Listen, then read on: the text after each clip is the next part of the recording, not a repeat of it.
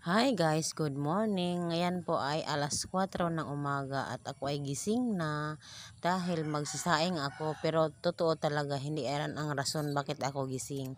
Alas 2 pa akong gising dahil suminusumpong na naman ako ng hyperacidity o hindi ko alam kasi yung lalamunan ko parang may nakaharang na naman pag lumunok ako. Yun bang hindi basta ang makakaalam yung may parehas ko na kondisyon lang. So ayan, alas 4 na, bumangon na lang talaga ako kasi kanina pa akong gising eh.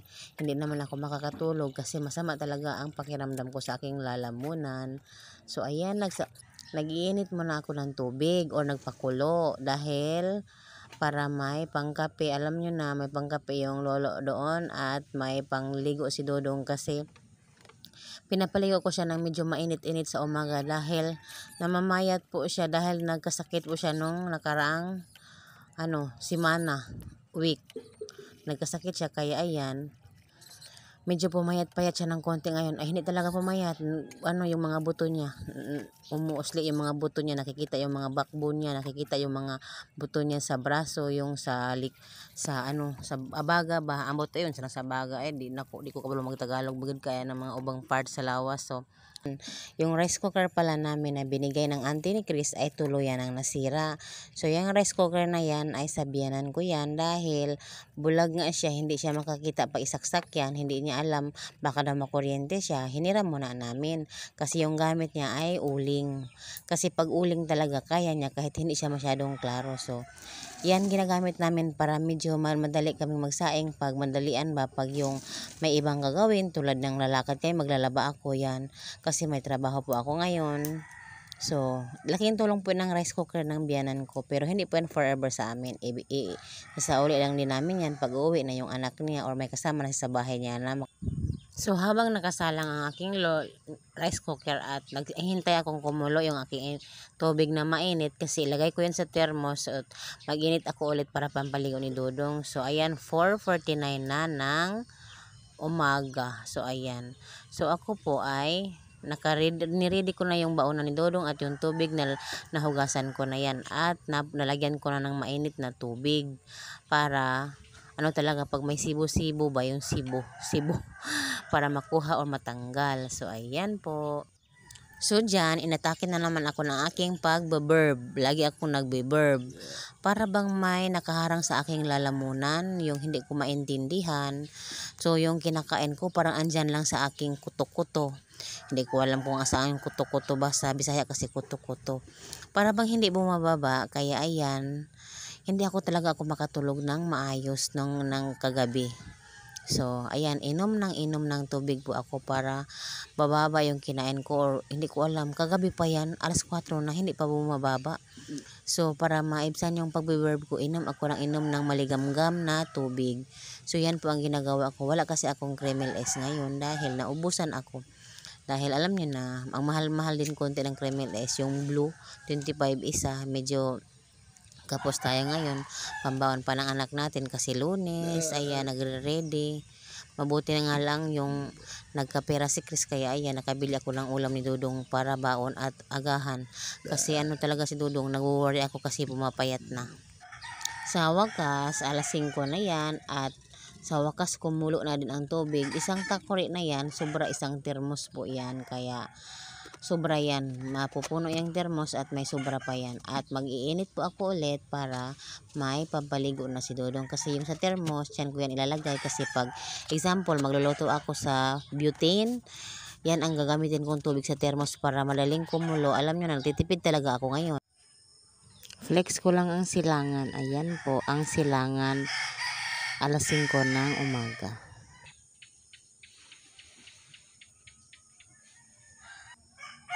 So yan, alas 5 na yan ng umaga, pero tingnan nyo, madilim pa rin at yung cellphone kong sira, wala talaga akong ilaw sa cellphone dahil sira nga. Hindi ko talaga maaninag ang paligid dahil sobrang dilim. So ayan, sinisilip po ang aming lutuan sa likod. At si Chris dyan ay ginising ko na dahil sobrang maraming pupo yung aso. Pinalinis ko na sa kanya ng 5 AM. So yung gising na. Good morning. So, alas 5:14. 5:14. At ayan, itong cellphone ko wala talagang ilaw kaya ang hirap. Ayan ang aking Junakis, natulog ulit.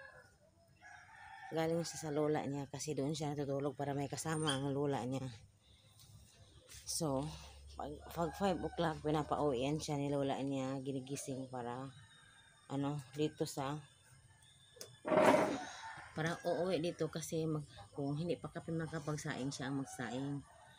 Pero pag kakayanin talaga namin dalawa ni Chris, kami talaga ang magsaing sa umaga. Si Chris talaga madalas. Ako paminsan-minsan lang.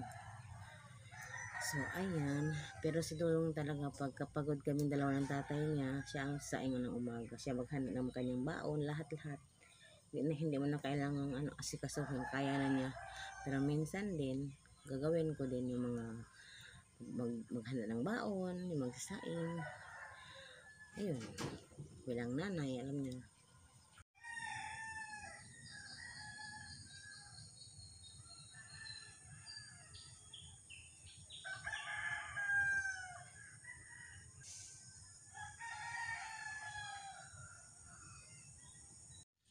So ayan, luto na yung kanin. Ngayon po ay 5:38. So yung baon niya andyan na. Yan, nilagyan ko lang ng toyo konti. At ayun, manok po yan. So ayan ang ulam niya. Bumili po kami ng manok kahapon. At ito isda. Yan, konting isda. Binigay yan sa amin. At yung ginamos, kita nyo yung ginamos, 10 peso yan na nabili ko kahapon. Ayan, ginamos. Ang liliit. So, 5:38 si Dodong ay natulog ulit. Gumising lang. Ginising ng lola, pinauwi dito. At pagdating dito, natulog ulit. So, ayan. May mainit na akong tubig. Ayan. Actually, alas 2 pa akong gising. Alas 2:40.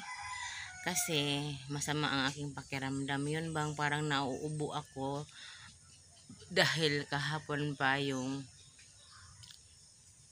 bang parang may nakabara na naman sa aking lalamunan sa mga may hyperacidity at may mga kondisyon na ganito. Alam niyo po ang pakiramdam ng verb.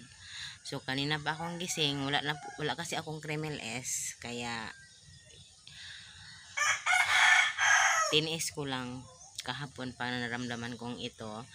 Tapos ngayon ay hindi man ako makatulog. Sino bang makakatulog ng masama ang mo dito ba yung yung ganon.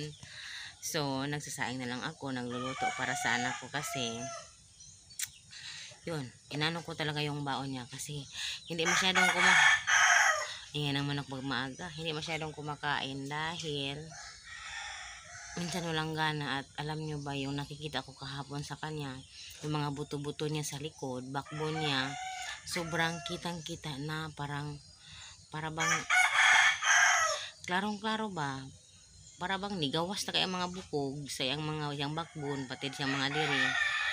So parang natatakot akong nakita iyon. So kung sayang kasi sayang yung namin pantawid, pure piece. Doon ko kasi kinukuha yung mga vitamins niya, gatas niya. So simula natanggal kami, hindi ko na ma-afford bumili ng vitamins at gatas niya. So medyo pumapayat talaga siya ngayon. Hopefully sana mabalik yun sa amin, pero hindi ko alam, baka hindi na talaga kasi September na, simula December malapit na mag-isang taon.